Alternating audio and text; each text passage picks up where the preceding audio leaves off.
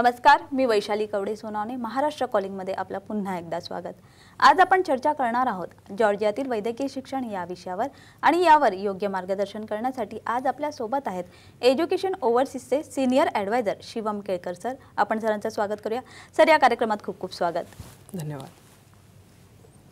सद्यस्थितीत कोरोनाच्या प्रादुर्भावाची परिस्थिती पाहता डॉक्टरांचं महत्त्व काय असतं हे आपल्या सर्वांनाच माहिती आहे आणि हे प्रोफेशन निवडताना शिक्षणाबरोबरच जिद्द, मेहनत आणि नंतरचे समाजासाठी घेतले जाणारे परिश्रम या सर्व बाबी अतिशय महत्त्वाच्या असतात आणि म्हणूनच या संदर्भात म्हणजे वैद्यकीय शिक्षणासंदर्भात मार्गदर्शन करण्यासाठी आज आपल्या सोबत आहेत शिवम केळकर सर, ज्यांनी गेल्या अनेक वर्षांपासून बऱ्याच विद्यार्थ्यांना या क्षेत्रात मार्गदर्शन केले आहे। आजच्या मुद्द्याकडे तर आपण वळणारच आहोत, मात्र त्याआधी भारतातील MBBSची ऑल इंडिया लिस्ट नुकतीच लागलेली आहे आणि त्यासोबतच महाराष्ट्रातील दोन्ही MBBSच्या राऊंडचा निकाल देखील लागलेला आहे। बऱ्याच विद्यार्थ्यांना त्यांच्या मार्क्स अनुसार चांगले मेडिकल कॉलेज तर मिळालेच असतील, पण असंख्य असेही विद्यार्थी आहेत ज्यांच्या हाती मात्र निराशाच लागलेली आहे। सर, असे असंख्य विद्यार्थी आहेत ज्यांच्या हाती निराशा लागलेली आहेत। खूप सारे विद्यार्थी जे क्वालिफाय झालेले आहेत त्यांच्या एक्सपेक्टेशन देखील जास्तच आहेत, मात्र कट ऑफ्स पाहता भारतामध्ये सीट अलोकेशनची जी परिस्थिती आहे ती काय आहे? नक्की, सर्वप्रथम तर जे भारतामध्ये आणि महाराष्ट्रामध्ये MBBSची सीट मिळवण्यामध्ये यशस्वी झाले आहे त्या विद्यार्थ्याचं मी मनापासून अभिनंदन करतो। जसं आपण बोलत मॅम की कट ऑफ जे आहेत ते लागले आहेत, त्यासोबत विद्यार्थ्यांची एक्सपेक्टेशन पण खूप आहे, त्याचबरोबर पालकांची पण। आता कसं आहे ना की जसं विद्यार्थ्याचे एक्सपेक्टेशन वाढण्याचं कारण तेच आहे की त्यांना मार्क्स जे आहेत जसं त्यांनी नीट्समध्ये जे स्कोर केलं ते खूप चांगलं केलं आहे।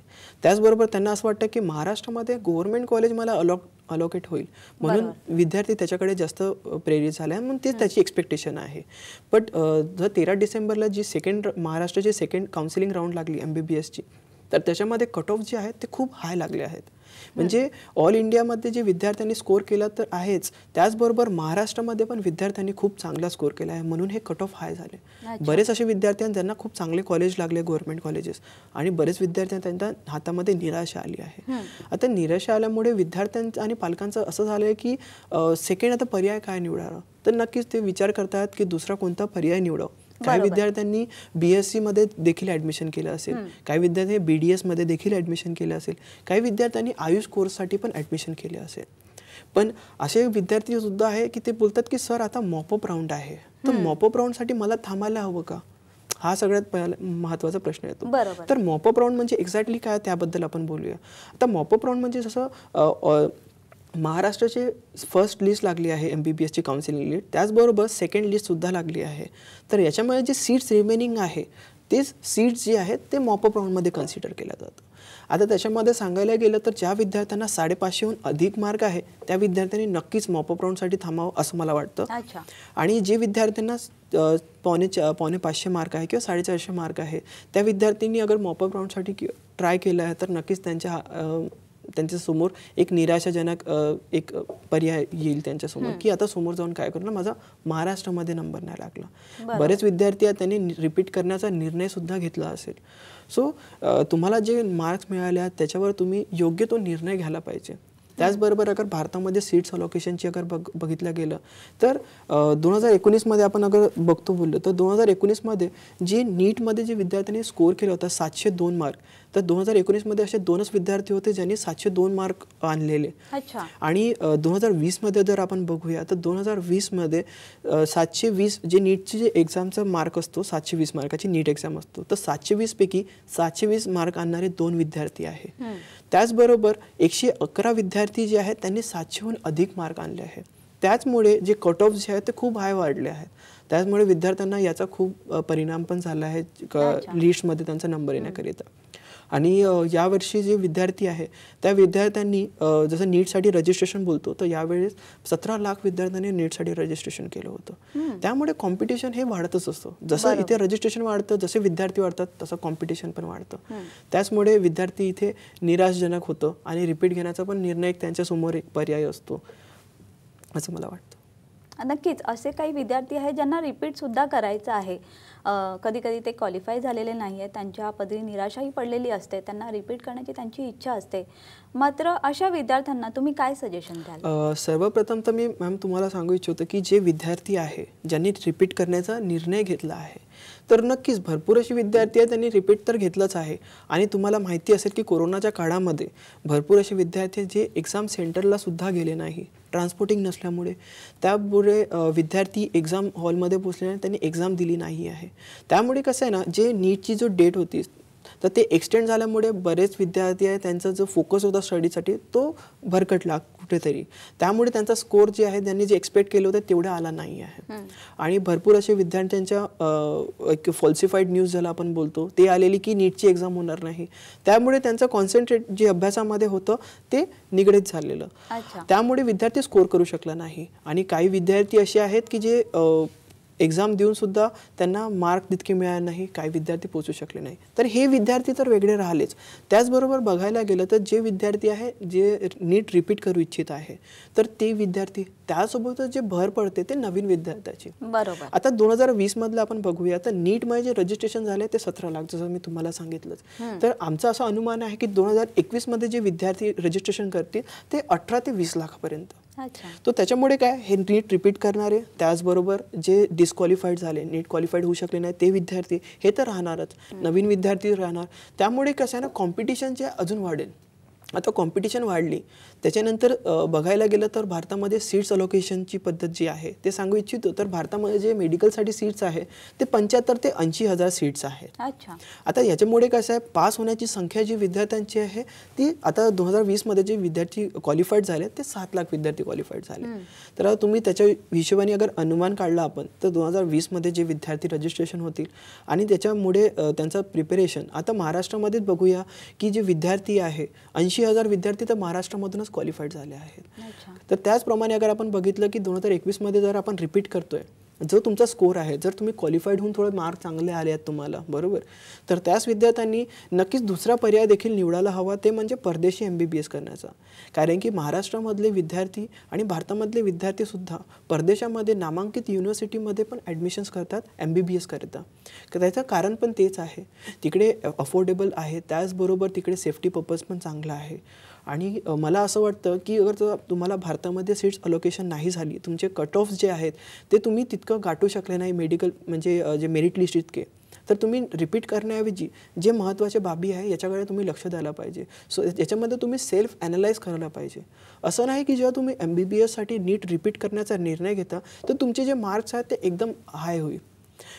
मान्य करतो की त्याच्यामध्ये जे विद्यार्थी आहे नीट रिपीट करणारे, तर यांचे जे मार्क्स आहे ते 35 ते 40 वाढतात अगर जे त्याचा स्कोर आहे त्याच्या हिशोबाने अगर कॅल्क्युलेट केलं तर. पण असं नाही की त्याचा तुमचा जो स्कोर आहे तो इन्क्रीजच होईल. मागील काही विद्यार्थी होते ज्यांनी नीट रिपीट करण्याचा निर्णय घेतला, तर काही विद्यार्थ्यांचा नीटचा स्कोर हाय देखील झाला, पण काही विद्यार्थ्यांचा नीटचा जो स्कोर आहे तो डिक्रीज सुद्धा झाला. सो नीट रिपीट करणं म्हणजे हा इन्क्रीज करणं असं नाही, तर तुमचा स्कोर जो आहे तो डिक्रीज सुद्धा होऊ शकतो. तर याच्याकडे नक्कीच विद्यार्थ्यांनी लक्ष द्यायला पाहिजे. आणि जर तुम्ही क्वालिफाईड झालं तर तुम्ही नक्कीच परदेशी MBBS करण्याचा हा विचार देखील करायला पाहिजे असं मला वाटतं. नक्कीच भारतीय विद्यार्थ्यांसाठी तुम्ही हा जो पर्याय दिलेला आहे की परदेशात नामांकित जे कॉलेजेस आहेत त्यामध्ये अनेक विद्यार्थी असे जे आहेत जे चाललेले आहेत आणि अनेक विद्यार्थी असे सुद्धा आहेत ज्यांना जायचं आहे, तर अशा विद्यार्थ्यांसाठी तुम्ही काय मार्गदर्शन कराल? नक्कीच मॅम, खूप चांगला प्रश्न विचारला तुम्ही. आता कसं आहे ना की पालकांच्या मनामध्ये पण एक संभ्रम असतं की भारतामध्ये जर मी MBBS माझ्या मुलांनी किंवा माझ्या मुलींनी भारतामध्ये MBBS केलं तर त्याला एक्झाम द्यायची गरज पडत नाही. बरोबर. त्याला परदेशामधून गेल्यानंतर जेव्हा तो भारतामध्ये रिटर्न येतो तेव्हा त्याला एक्झाम देण्याची गरज पडते. तर सर्वप्रथम मी तुमच्यामार्फत सर्व पालकांना आणि विद्यार्थ्यांना सांगू इच्छितो की पहिले आता 2018 थोडा मागे आपण वळूया. 2018 आणि 19कडे आपण जर बघतो म्हटलं तर त्या टाईमला medical council of India MCI याच्या अंतर्गत जी एक्झाम आहे ती म्हणजे FMGE, foreign medical graduate examination. आता ही एक्झाम ज्या टाईमला होती तर जेव्हा परदेशामधून जाऊन विद्यार्थी MBBS करून भारतामध्ये येतं तेव्हा त्यांना लायसनिंग एक्झाम म्हणजे FMGE देणं गरजेचं होतं. त्याचबरोबर आता बघायला गेलं तर 2020ची अगर गोष्ट करतो तर या अंतर्गत तुम्हालाही माहिती आहे की MCI हे डिझॉल्व्ह झाली. याच्या ठिकाणी नॅशनल मेडिकल कमिशन आली आहे, NMC ज्याला बोलतो. तर याच्या अंतर्गत जी एक्झाम होणार आहे ती म्हणजे NEXT, national exit test. So आता तुम्ही भारतामधून MBBS करा किंवा परदेशामधून MBBS करा, दोघांनाही ही एक्झाम जी आहे देणं अनिवार्य आहे. जी NEXT ही लायसनिंग एक्झाम आहे, सो तुम्हाला दोघांना पण ही एक्झाम देणं गरजेचं आहे. त्याचबरोबर जसं मी तुम्हाला सांगितलं की परदेशामध्ये MBBS करण्याचा निर्णय घेणं खूप योग्य आहे. भरपूर पालक असे आहेत त्यांना असं वाटतं की परदेशामध्ये जर आपण MBBS केलं तर खर्च खूप जास्त लागतो. बरोबर. तर कसं आहे ना, तिथे 2 टाईपच्या कंट्रीज असतात. MBBS साठी अगर तुम्ही निवडत असाल तर 2 टाईपच्या कंट्रीज असतात. सर्वप्रथम ते एक असतं हाय बजेटची. तर हाय बजेटमध्ये येणाऱ्या कंट्रीज आहे US, UK, Canada, Australia, New Zealand. आता हे 5 कंट्रीज जे आहेत ते हाय बजेट आहे. याचा वर्षाला खर्च अगर बघायला तर 25 ते 30 लाख रुपयाचा वार्षिक खर्च येतो. तर आणि सर्वसामान्य जे पालक आहे, विद्यार्थी आहेत, हे तितके अफोर्ड नाही करू शकत. तर त्यामुळे आपल्याकडे दुसरा पर्याय म्हणजे एक अफोर्डेबल कंट्रीज. आता अफोर्डेबल कंट्रीजमध्ये कुठली कंट्रीज येतात याबद्दल जर आपण बघायला गेलं तर ते आहे रशिया, जॉर्जिया, फिलिपाईन्स, युक्रेन. हे जी युनिव्हर्सिटी हे अफोर्डेबल आहे. सर्वसामान्य माणसांना किंवा पालकांना हे परवडण्या इतकी अफोर्डेबल कंट्रीज आहे. जर MBBSचा तुम्ही पर्याय निवडत असेल तर या कंट्रीजकडे आपण वळलं पाहिजे. आता भरपूर पालक असे आहेत की ते बोलतात की सर ठीक आहे, तुम्ही सांगितले अफोर्डेबल कंट्रीजबद्दल, तर याच्यातली कोणती कंट्री आपण निवडायला पाहिजे. बरोबर. आता कोरोनाच्या प्रादुर्भावामुळे भरपूर कंट्रीज जे आहेत ते थोडं असं नाही की फक्त महाराष्ट्रामध्ये, तर महाराष्ट्राहून जे अधिक कंट्रीज आहेत तिथे पण हा परिणाम झालाच आहे. बरोबर. सो त्याच्यामुळे कसं आहे ना की जसं रशिया आहे, त्यानंतर जसं मी तुम्हाला सांगितलं affordable countries Russia, Georgia, Philippines, Ukraine. याच्या तुलनेमध्ये बघितलं तर जॉर्जियामध्ये कोरोनाच्या काळामध्ये जॉर्जियामध्ये जी कोरोनाचे केसेस होते ते अगदी कमी होते. त्यामुळे विद्यार्थ्यांना अगर आपण सजेस्ट करतो म्हटलं तर जॉर्जिया हा एक परिपूर्ण डेस्टिनेशन असेल MBBSसाठी विद्यार्थ्यांसाठी असं मला वाटतं. नक्कीच सर, या संदर्भातली ही जी चर्चा आहे ही अशाच पद्धतीने आपल्याला पुढे सुरू ठेवायची आहे. मात्र इथे वेळ झाली एका छोट्याशा ब्रेकची.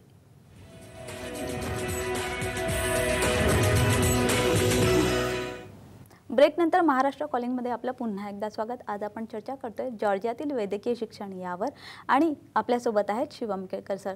सर, ब्रेकनंतर पुन्हा एकदा आपलं स्वागत आहे. आपण जी चर्चा करत आहोत जॉर्जियाबद्दल, तर त्याच अनुषंगाने माझा पुढचा प्रश्न आहे की जॉर्जियामधली जी मेडिकल युनिव्हर्सिटी आहे ते निवडताना कोणत्या बाबी या महत्त्वाच्या ठरतील? ओके. नक्कीच खूप चांगला प्रश्न आहे विद्यार्थ्याच्या दृष्टिकोनी आणि पालकांच्या दृष्टिकोनी सुद्धा.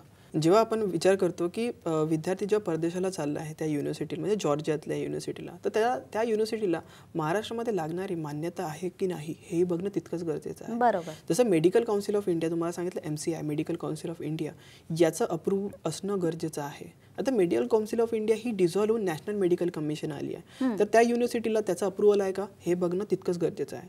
त्याचसोबत बघायला गेलं तर ECFMG education commission for foreign medical graduate ही USची बॉडी आहे. तर ही जी मान्यता आहे ही अनिवार्य आहे त्या युनिव्हर्सिटीला असणं. कारण की जेव्हा विद्यार्थ्यांना इंटरनॅशनल एक्सपोजर म्हणजे ग्लोबल एक्सपोजर ज्याला आपण बोलतो, तर एक USMLE जी असते लायसनिंग एक्झाम PG कोर्ससाठी लागणारी, युनायटेड स्टेट मेडिकल लायसनिंग एक्झाम, तर जेव्हा विद्यार्थी त्या युनिव्हर्सिटीमध्ये शिकतो आणि त्याला वाटलं की PG कोर्ससाठी त्याला USMLE द्यायची आहे, जर त्या युनिव्हर्सिटीला ECFMGचं अगर अप्रुव्हल असेल तर नक्कीच तो त्या युनिव्हर्सिटी थ्रू तिथे USMLEची एक्झामसुद्धा देऊ शकतो. तर मला असं वाटतं की विद्यार्थ्यांनी याचं बघणं तितकंच गरजेचं आहे, ही अप्रुव्हल बघणं तितकंच गरजेचं आहे. त्याचबद्दल त्या युनिव्हर्सिटीमध्ये महाराष्ट्रातले किती विद्यार्थी शिकत आहेत, ती युनिव्हर्सिटी आपल्याला काय काय मार्गदर्शन करतायत, काय काय फॅसिलिटी प्रोव्हाइड करताय हेही बघणं तितकंच गरजेचं आहे असं मला वाटतं. सो विद्यार्थ्यांनी नक्कीच या गोष्टीकडे विचारपूर्वक करूनच युनिव्हर्सिटीचा निवड करावा असं मला वाटतं. नक्कीच बरेच असे विद्यार्थी असतील की युनिव्हर्सिटी जे निवडतो आपण, तर कोणत्या गोष्टींचा असा विचार केला पाहिजे आणि अशा कोणत्या युनिव्हर्सिटीज आहेत जे तुम्ही सजेस्ट कराल? नक्कीच. आता महाराष्ट्र आणि भारतामधले भरपूर असे विद्यार्थी आहेत जे आता आपल्या जॉर्जियामध्ये शिकून राहिलेत आणि त्यांचा फीडबॅक येणं ही तितकंच महत्त्वाचं असतो. कारण की जेव्हापर्यंत विद्यार्थी तिथे शिकत नाही, त्यांचा फीडबॅक येत नाही, तेव्हापर्यंत आपण त्यांना सांगू शकत नाही की एक्झॅक्टली तिथे कशा पद्धती प्रोसेसर असतं. तर जॉर्जियामधली जी युनिव्हर्सिटी आहे ती म्हणजे कौकासस इंटरनॅशनल युनिव्हर्सिटी. ही युनिव्हर्सिटी 1995 साली मेडिकल फील्डमधून सुरू आहे. तर या युनिव्हर्सिटीला 25 वर्षाहून अधिक एक्सपिरियन्स आहे मेडिकल रिगार्डिंग. आणि या युनिव्हर्सिटीमध्ये जे टीचर्स आहेत ते सगळे USMLE क्वालिफाईड टीचर्स आहेत, म्हणून ते विद्यार्थ्यांना पर्सनल लेवलवर गाईडलाईन करतात. तर त्याच्यामुळे काय झालं ना, या युनिव्हर्सिटीमध्ये विद्यार्थी जो आहे तो USMLE रिगार्डिंग जे टीचर्स आहेत ते त्यांना चांगल्या पद्धतीने मार्गदर्शन करतात. म्हणजे इंटरनॅशनल पद्धतीचे टीचिंग तिथे त्या विद्यार्थ्यांना प्रोव्हाइड केले जातं. इतकंच नव्हे तर कौकासस इंटरनॅशनल युनिव्हर्सिटीमध्ये एज्युकेशन ओव्हरसीज थ्रू विद्यार्थ्यांना PG कोर्स करण्याकरिता, जसं USMLE बद्दल मी तुम्हाला सांगितलं, युनायटेड स्टेट मेडिकल लायसनिंग एक्झाम एक्झामबद्दल. तर याच्यासाठी विद्यार्थ्यांना स्कॉलरशिप देखील अलॉट केली जाते. तब्बल $25,000 इतकी त्यांना स्कॉलरशिप अलॉट केली जाते. म्हणजे भारताच्या करन्सीच्या हिशोबाने बघितलं तर 18 लाख इतकी स्कॉलरशिप विद्यार्थ्यांना प्रोव्हाइड केली जाते USMLE-साठी. त्याच्यामध्ये विद्यार्थ्यांचं ट्रॅव्हलिंग येतं, राहण्याचा खर्च आणि त्याचे रजिस्ट्रेशनची फीज आहे ते त्याच्यामध्ये ते इन्क्लूड केलं जातं. म्हणून विद्यार्थ्यांना हे खूप चांगला पर्याय आहे या युनिव्हर्सिटी थ्रू. त्यामुळे बघायला गेलं तर कौकासस इंटरनॅशनल युनिव्हर्सिटी अगर बघायचं म्हटलं तर या युनिव्हर्सिटी ही जी युनिव्हर्सिटी आहे टिब्लिसीमधली सेकंड अवॉर्ड विनिंग युनिव्हर्सिटी आहे. याचं इन्फ्रास्ट्रक्चर खूप मोठं आहे. त्याचबरोबर याची लायब्ररीज बद्दल आपण जर बोलायला गेलं तर या युनिव्हर्सिटीची library second award winning library आहे. याच्यामध्ये तुम्हाला इंटरनॅशनल पब्लिकेशनसुद्धा मिळतं, जेणेकरून विद्यार्थ्यांना त्याच्यासाठी एक नवीन प्रिपरेशन करण्यासाठी एक नवीन एक साधन मिळतं विद्यार्थ्यांना. त्याची एक चाहूल लागते विद्यार्थ्यांना. इतकंच नव्हे तर आपण विद्यार्थ्यांना स्कॉलरशिप तर देतोच, त्यासोबतच विद्यार्थ्यांना कसा USMLE टीचर असल्यामुळे त्यांना एक लायसनिंग कशा पद्धतीने आपण प्रिपरेशन करू शकतो याचं पण त्यांना गाईडलाईन प्रोव्हाइड केलं जातं. नक्कीच सर, या कौकासस युनिव्हर्सिटीमध्ये MBBS आणि MDचं हे तर आहेच पर्याय आहे, मात्र पोस्ट ग्रॅज्युएशनचं काय, असे काही पर्याय आहेत का? हो मॅम, जसं मी तुम्हाला सांगितलं की इथले टीचर्स फॅकल्टी आहे ते सगळे USMLE क्वालिफाईड टीचर फॅकल्टी आहेत, बरोबर. त्यासोबत सांगायला गेलं तर एज्युकेशन ओव्हरसीज मार्फत या युनिव्हर्सिटीमध्ये जे विद्यार्थी शिकत आहेत त्यांना USMLEची कोचिंग फ्रीमध्ये शिकवलं जातं. म्हणजे जेणेकरून विद्यार्थी पहिल्या वर्षापासूनच USMLEसाठी प्रिपेअर्ड राहतो. म्हणजे पहिल्या वर्षापासूनच त्यांना गाईडलाईन केली जाते की प्रिपरेशन कशा पद्धतीने करायची आहे. त्याच्यासोबत त्यांचा MBBSचा जो पर्याय तो प्रवास आहे तो चालूच असेल. त्यासोबतच त्यांना पहिल्या वर्षापासून USMLEचे कोचिंग देखील मिळतं. म्हणजे त्यांना माहीत पडतं की कशा पद्धतीने तिथे एक्झाम होतं, कशा पद्धतीने मला प्रिपरेशन करायची आहे याची देखील तिथे काळजी केलं जातं. म्हणजे विद्यार्थ्यांना आता त्याच्याबद्दल पण प्रॉब्लेम राहणार नाही. कारण की याचं सगळ्यात महत्त्वाचं कारण हेच आहे की भरपूर असे विद्यार्थी आहेत ज्यांना वाटते की मला भविष्यामध्ये USMLE सारखी कॉम्पिटिटिव्ह एक्झाम आहे, लायसनिंग एक्झाम आहे ते द्यायची आहे. कारण की ते खूप चांगली आहे आणि थोडी टफ एक्झाम असतं, म्हणून आपण विद्यार्थ्यांना पहिल्या वर्षापासूनच त्याची कोचिंग प्रोव्हाइड केलं जातं. नक्कीच सर, याच अनुषंगाने माझा पुढचा प्रश्न आहे की भारतामध्ये जी लागणारी लायसन्सिंग एक्झाम आहे याची जी पूर्वतयारी आहे ती तुम्ही कशी करून घेता? नक्कीच मॅम, खूप चांगला प्रश्न अगदी विचारला आहे तुम्ही. जसं मी तुम्हाला पहिले सांगितलं की भारतामध्ये जी एक्झाम आहे लायसनिंग ती म्हणजे NEXT, नॅशनल एक्झिट टेस्ट. आता कसं आहे, आपल्या महाराष्ट्रामधून विद्यार्थी जेव्हा तिकडे जातात किंवा भारतामधून विद्यार्थी परदेशामध्ये शिकायला जातात तर त्यांच्यासाठी NEXT ही एक्झाम कंपल्सरी आहे. विद्यार्थी जेव्हा परत भारतामधून येतो तर त्यासाठी तो प्रिपेअर्ड आहे की नाही याचं आपण देखील विद्यार्थ्यांकडून कन्फर्मेशन करून घेतो. आपण विद्यार्थ्यांना जसं तुम्हाला सांगितलं आपण USMLE कोचिंग देतो, तसंच विद्यार्थ्यांना NEXTची कोचिंगसुद्धा आपण फ्रीमध्ये विद्यार्थ्यांना प्रोव्हाइड करतो. त्यामुळे कसं आहे, विद्यार्थी अगर ग्लोबली इंटरनॅशनल एक्सपोजर बघायचं असेल तर त्याच्याकडे तो पर्याय तर आहेच. त्याचबरोबर NEXTचं प्रिपरेशन करून विद्यार्थी नक्कीच भारतामध्ये पण त्याची एक्झाम देऊ शकतो. आणि मला असा अंदाज आहे की जेव्हा भारतामध्ये विद्यार्थी तिथे शिकत आहेत आपण त्यांना कोचिंग पण प्रोव्हाइड करतो आहे. त्यासोबत अगर बघायला गेलं तर विद्यार्थ्यांना 6 वर्षात त्याची मेहनत लगन केली आहे, त्यांनी मेहनत केली आहे MBBS करिता, त्याची ते स्टडी, त्यासोबत आपण त्यांना जे कोचिंग फ्रीमध्ये प्रोव्हाइड करतोय याचा अगर त्यांनी लाभ घेतला तर मला नक्कीच असा विश्वास आहे की विद्यार्थी भारतामध्ये जेव्हा परत येईल तर पहिल्या अटेम्प्टमध्ये विद्यार्थी आपल्या NEXTची कोचिंग जी आहे NEXTची जी एक्झाम आहे ते नक्कीच क्वालिफाईड करतील. नक्की सर, क्वालिफाय करतीलच भारतातले जे स्टुडंट आहे ते. मात्र ह्या अशा युनिव्हर्सिटीमध्ये भारतीय विद्यार्थ्यांसाठी कोणत्या सोयी सुविधा तुम्ही प्रोव्हाइड करतात? नक्कीच मॅम, याबद्दल पण सांगू इच्छितो. एज्युकेशन ओव्हरसीज जे आहे यांचं स्वतःचं तिथे हॉस्टेल मेस आहे, जेणेकरून भारतीय विद्यार्थ्यांना आता कसं आहे ना, ट्रॅव्हलिंगमध्ये राहण्याचा प्रॉब्लेम तो तिथे राहत नाही. त्यामुळे अगर बोलायला गेलं तर एज्युकेशनचे ओव्हरसीजचे जो हॉस्टेल आहे ते युनिव्हर्सिटीच्या अगदी जवळ आहे. म्हणजे विद्यार्थ्यांना ट्रान्सपोर्टिंग करण्यासाठी काही दिक्कत नाही. ट्रान्सपोर्टिंग म्हणजे दुसऱ्या व्हेकलची गरज पडत नाही. वॉकेबल डिस्टन्सवर आपलं हॉस्टेल आहे. त्यामुळे विद्यार्थी तिथे जाऊ शकतात. तर ही फॅसिलिटी जी आहे आपल्या हॉस्टेल थ्रू आपण प्रोव्हाइड करतो. आपल्या हॉस्टेलमध्ये हीटर फॅसिलिटीजसुद्धा आहे आणि त्यासोबत 24/7 वॉटर फॅसिलिटी आहे.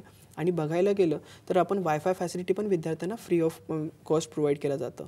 आणि मला असं वाटतं की नक्कीच विद्यार्थ्यांना जेवणाची जी फॅसिलिटी आहे ती पण आपण 3 टाईमचं विद्यार्थ्यांना जेवण प्रोव्हाइड करतो. म्हणजे मॉर्निंगचा लाईट ब्रेकफास्ट, त्यानंतर लंच आणि डिनरसुद्धा. आणि ते पूर्ण महाराष्ट्रीयन पद्धतीचंच असतं. हां, नक्कीच. म्हणजे भारतीय विद्यार्थ्यांना असं नाही वाटणार की आपण परदेशात गेलेलो आहोत हो, म्हणून. मॅम, नक्कीच. खूप छान अशा सोयी सुविधा आहेत. मात्र आता सध्या तुम्हाला माहिती आहे की कोरोनाचा काळ आहे. याच्यामध्ये ॲडमिशन प्रोसेस जी आहे ती कशा पद्धतीने होते? मॅम, ॲडमिशन प्रोसेसबद्दल सांगायला गेलं तर अगदी सोपी अशी पद्धत आहे. विद्यार्थ्यांना जसं खाली दिलेले आपले कॉन्टॅक्ट नंबर्स आहेत, त्यांना कॉन्टॅक्ट करून विद्यार्थी विचारू शकतात त्यांचे प्रश्न जे असतात ते. त्याचबरोबर मी पण सुद्धा अवेलेबल असतो. विद्यार्थी कसा आपण एज्युकेशन ओव्हरसीजनी कोरोनाचा काळ बघूनच ऑनलाईन पद्धतीने काउन्सिलिंग देखील विद्यार्थ्यांना प्रोव्हाइड करतात. जसं झूम आहे, त्यासोबतच व्हॉट्सअप कॉलिंग आहे. त्याच्यामुळे पालकांना आणि विद्यार्थ्यांना आपण काउन्सिलिंग देखील प्रोव्हाइड करतो. आणि डॉक्युमेंट व्हेरिफिकेशनसाठी विद्यार्थी जे आहे ते ऑनलाईन बेसिसवर डॉक्युमेंटसुद्धा शेअर करू शकतात. जसं व्हॉट्सअप नंबर आहे, त्यासोबत ईमेलद्वारा पण विद्यार्थी आपल्याला डॉक्युमेंट पाठवू शकतो. अशा पद्धतीने हे सिंपल प्रोसेस आहे. अच्छा, आपण कार्यक्रमाच्या अंतिम टप्प्यात आहोत. अगदी 1 मिनिट आहेत. जाता जाता काय सांगाल तुम्ही? नक्कीच. आणि विद्यार्थी आणि पालकांना एक प्रश्न असतात की सेफ्टीबद्दल काय आहे. तर नक्कीच एज्युकेशन ओव्हरसीजनी विद्यार्थ्यांसाठी जॉर्जियासाठी आता इंटरनॅशनल फ्लाईट बंद असल्यामुळे विद्यार्थ्यांना चार्टेड फ्लाईट देखील अरेंज करून दिली आहे. एज्युकेशन ओव्हरसीज मार्फत विद्यार्थी चार्टेड फ्लाईटमध्ये बसून जॉर्जियाकरिता जाईल. त्यासाठी आपण खूप प्रिकॉशन्स घेतले आहेत. जसं PP किट्स आहेत, मास्क आहे, सॅनिटायझर याचा उपयोग करून. आणि नक्कीच मी विद्यार्थ्यांना हेच सांगेल की ज्या विद्यार्थ्यांचं नीट म्हणजे भारतामध्ये नंबर नाही लागला आहे म्हणजे गव्हर्नमेंट कॉलेजेसमध्ये, नक्कीच त्यांनी आम्हाला संपर्क साधा. नक्कीच आम्ही तुम्हाला प्रॉपर ते मार्गदर्शन करेल आणि तुम्ही परदेशामध्ये MBBS करावं ही माझी इच्छा आहे. नक्कीच सर, तुम्ही एवढं छान असं मार्गदर्शन दिलं आमच्या प्रेक्षकांना. आमचे जे नवीन विद्यार्थी आहेत त्यांच्यासाठी एवढं छान तुम्ही मार्गदर्शन दिलं, त्यासाठी खूप खूप धन्यवाद. धन्यवाद. आता वेळ होते इथेच थांबण्याची. पुन्हा भेटूया एका नवीन विषयासह. तोपर्यंत नमस्कार.